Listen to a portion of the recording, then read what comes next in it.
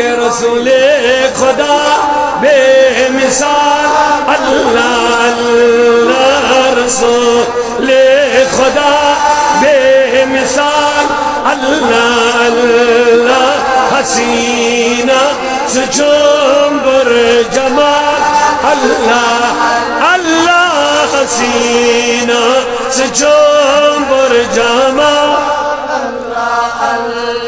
سگل رو معطر سچومش کی ادبھار سگل رو معطر سچومش اپنے نبی کی عظمتوں پہ قربان ہو جاؤ جب نبی کا مرتبہ بیان ہو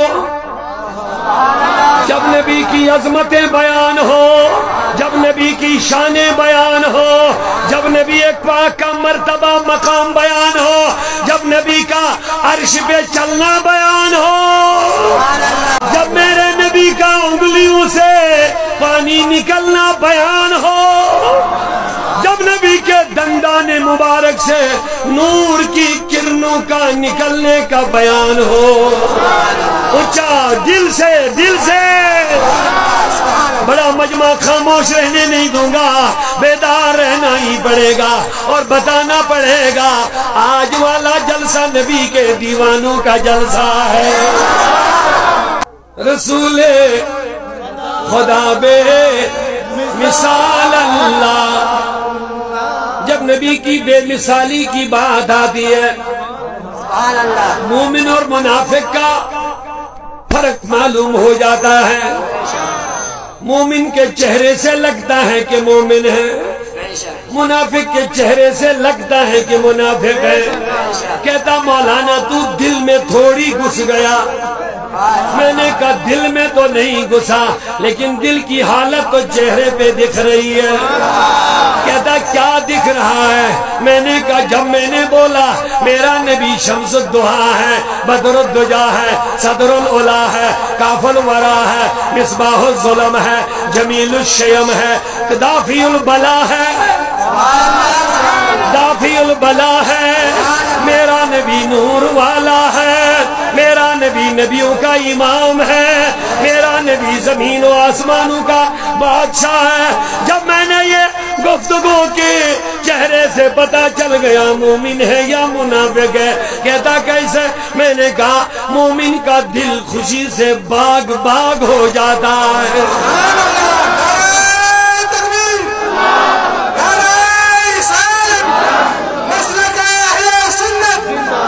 اپنے محبوب کا مرتبہ سن کے دل خوش ہو گیا کیونکہ محبت کا رشتہ ہے پیار سے محبت کا رشتہ ہے تو پتا چلا عظمت رسول جب بیان ہو منافق کے دل پہ چیر لگ جاتا ہے لیکن مومن کا دل اللہ آپ کو ہمیشہ خوش رکھے کأنک قد خلقت کما تشاء اے نبی اللہ نے تجھے تمام عیبوں سے پاک پیدا کیا ہے ایسا کیا پیدا جیسا کہ تم ہی نے رب کو بنا کر عرض کیا کہ مولا مجھے ایسا بنا دے اب جواب دے دو لوگو رب نے نبی کو نبی بھی کہا رسول بھی کہا مزمل بھی کہا آیتوں سے ملاتا رہا آیتوں سے ملاتا رہا آیتیں پھر جو دیکھا تو نعت نبی بن گئی پھر جو دیکھا تو نعت نبی بن گئی کسی نے کہا جناب تم کہتے ہو یہ نعت قرآن نعت ہی نعت ہے میں نے کہا دیکھنا ہے نہیں کیوں نہیں کہا کیسے نعت ہے یہاں تو ابو لہب کو کہا گیا تبت یدا ابی لہب ابو لہب کے ہاتھ تباہ ہو جائے یہ نبی کی نعت کیسے ہے توجہ ہے کیا سوال آپ کہتے ہیں نبی کی نعت ہی ہے نعت کے معنی نبی کی تعریف ہے تو یہاں تو لکھا ہوا ابو لہب کے دونوں ہاتھ تباہ ہو جائے یہ نعت کیسی ہے میں نے کہا نعت کے دو طریقے ہوتے ہیں ایک نبی کی سیدھے عظمتیں بیان کرنا، ایک نبی کے دشمنوں کی مذمت کرنا، یہ بھی نعت رسول ہے۔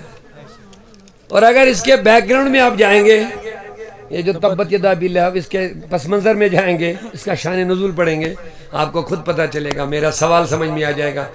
اللہ نے ابو لہب کو کیوں کہا تیرے دونوں ہاتھ تباہ ہو جائے؟ اس پر بھی غور کرنا چاہیے۔ کیا اس نے کعبہ مٹانے کی بات کی؟ کیا اس نے کعبہ کی اینٹیں اکھاڑی؟ جواب نہیں دے رہے۔ کیا اس نے قرآن کو جلایا؟ نہیں جلایا۔ کیا اس نے حجر اسود کو نکالنے کی کوشش کی؟ نہیں۔ تو پھر ان دو ہاتھوں کو میرے کو رب نے کیوں کہا کہ تیرے دونوں ہاتھ تباہ ہو جائے؟ تو ادھر سے جواب ملتا ہے، جب نبی نے دین کی دعوت کے لیے لوگوں کو جمع کیا، ابو لہب غصے میں آ گیا، اس نے کہا اے محمد معاذ اللہ تو تباہ ہو جا۔ یہ لفظ کہتے ہوئے اس نے غصہ جب کیا تو غصے میں یہ دونوں ہاتھ ایسے کیے، نبی کی طرف اشارہ کیا، کہا تبلک یا محمد، اے محمد تو تباہ ہو جا۔ اللہ نے کہہ دیا میرے نبی جواب تو نہ دینا۔ کہا نبی جواب تو نہ دینا، اگر تم نے جواب دیا تو یہ لوگ آگے چل کر کے اس کو حدیث کہیں گے اور پھر حدیث پر بحث لگائیں گے، صحیح ہے یا ضعیف ہے، موضوع ہے یا کیا ہے، یہ پھر حدیثوں کی اقسامیں نکال کر کے ان پر بحث کریں گے۔ اے نبی اس لیے جواب تو نہ دینا، یہ تیرے دشمن کو مجھے جواب دینا ہے، لہذا جواب میں دوں گا اور ایسا دوں گا قیامت تک کسی کو ضعیف کہنے کی ہمت نہ ہو جائے۔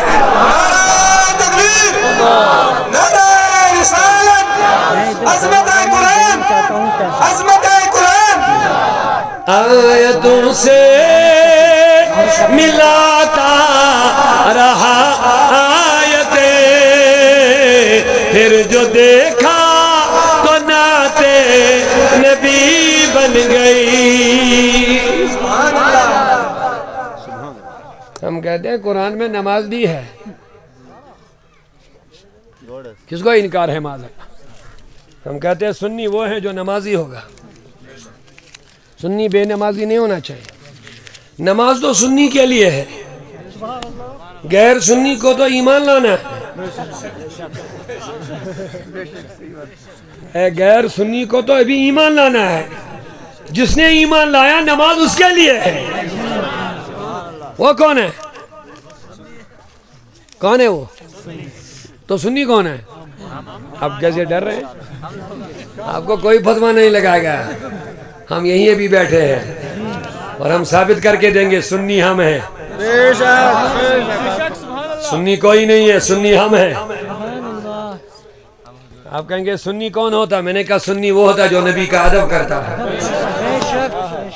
سنتیں بہت سارے ادا کریں گے، نمازیں بہت سارے پڑھیں گے، لیکن ادب کرنے والے سنی ہی ہوتے ہیں۔ ہم نبی کی ذات کا بھی ادب کرتے ہیں، نبی کے شہر کا بھی ادب کرتے ہیں، نبی کے چیزوں کا بھی ادب کرتے ہیں، یہ سنی ہوتا ہے۔ ہم جب نبی کے چیزوں کا ادب کرتے ہیں نا، لوگ بولتے ہیں شرک، بدعت۔ میں نے کہا ہم اماں عائشہ کے نقش قدم پر ہیں، ہماری ماں عائشہ ہے۔ بخاری کی حدیث ہے، عائشہ فرماتے میرے پاس حضور کا جبہ مبارک تھا۔ کیا تھا؟ جبہ مبارک۔ جب حضور تشریف لے گئے دنیا سے، وہ جبہ میں نے اپنے پاس رکھا۔ فرمایا پھر کیا ہوتا؟ کہتا مدینہ میں جب لوگ بیمار ہوتے تھے میں اس جبے کو پانی میں ڈالتی تھی، دھوتی تھی، جو اس پانی کو پیتے تھے وہ بیمار ٹھیک ہو جاتے تھے۔ بتاؤ یہ عقیدہ کن کے پاس ہے؟ اور لوگ اس کو کیا کہتے ہیں؟ شرک۔ السلام علی رسولہ الکریم وعلی آلہ وصحبہ اجمعین۔ ناظرین و سامعین السلام علیکم ورحمۃ اللہ تعالیٰ وبرکاتہ۔ اللہ تبارک و تعالیٰ کے فضل و کرم سے آج ہم گول کی سرزمین پر یہاں جو مدرسہ جامعہ کنز الایمان صوت الاولیاء کے اہتمام سے چل رہا ہے، یہاں کی انتظامیہ کے اہتمام سے الحمدللہ رب العالمین کی بلا محترم مفتی سید صفدر صاحب کی زیر نظامت میں، تو اسی مدرسے کا سالانہ جلسہ جو ہر سال تقریباً ہوتا تھا، لیکن اب 1-2 سال سے کچھ ایسے حالات بنے کہ وہ نہیں ہو پایا، لیکن الحمدللہ رب العالمین آج جیسا کہ آپ نے خود بھی دیکھا ہے، ہزاروں کی تعداد میں آج لوگوں نے اس جلسے میں شرکت کی۔ بڑا ہی کامیاب جلسہ رہا، بہت تعاون لوگوں نے بھی دیا، اور بچوں کی جو دستار بندی جو انتہائی مبارک گھڑی تھی، بچوں نے قرآن پاک کا حفظ کیا، قرأت کا کورس کر کے۔ آج 3 بچے جو حافظ قرآن تھے وہ فارغ ہو گئے الحمدللہ، اور 4 بچے جو قاری قرآن بن گئے الحمدللہ۔ مدرسہ کنز الایمان کے حوالے سے پوچھنا چاہیں گے، آج ایک بڑی پیش رفت ہوئی، جس طرح سے حفاظ کرام کو جو ہے تیار کیا گیا ہے، تو کارکردگی اور مدرسے کے حوالے سے آپ کتنا مطمئن ہیں؟ بہت اچھا الحمدللہ رب العالمین، تقریباً 2-3 سال سے صوت الاولیاء کے ساتھ یہ منسلک رہے، تو شکر ہے اللہ کا۔ کچھ اس سے پہلے ماشاءاللہ یہاں کے لوگ بڑے ہمدرد ہیں، ان کے دلوں کے اندر جذبہ ہے یہ مدرسہ چلانے کا، لیکن صحیح نگرانی ان کو نہیں مل رہی تھی، لیکن اللہ کا فضل ہوا، صوت الاولیاء کی نگرانی اور محترم صفدر صاحب جیسے ایک اچھے باصلاحیت عالم دین ان کو ملے، اور لوگوں کا بالکل تعاون ہے اس کے ساتھ، ان کے جو منتظمین ہیں، تو آج کام الحمدللہ تعمیری کام بھی بہت آگے بڑھ گیا ہے۔ اب مدرسے کی جو تعمیر و ترقی وہ بھی چل رہا ہے، تعلیمی معیار بھی اچھا ہوا ہے، اور یہ عوام کے لیے، اس علاقے کے لیے بڑی خوشی کی بات ہے کہ اس مدرسے نے آج ان کو 3 حفاظ کرام تیار کر کے دیے ہیں، اور آگے یہی ارادہ ہے انشاءاللہ یہاں درس نظامی کا بھی باضابطہ شروعات ہوگی، اور اچھے امام، اچھے قاری، اچھے عالم تیار ہو جائیں گے، مفتی تیار ہو جائیں گے، بڑا کام ہو جائے گا انشاءاللہ۔ دنیا پرستی کی طرف لوگ زیادہ بڑھ رہے ہیں، اور ہم نے اپنے نوجوان نسل کو صرف دنیا ان کے دماغوں میں بھرا ہوا ہے، جس کی وجہ سے وہ دین سے دور ہو رہے ہیں۔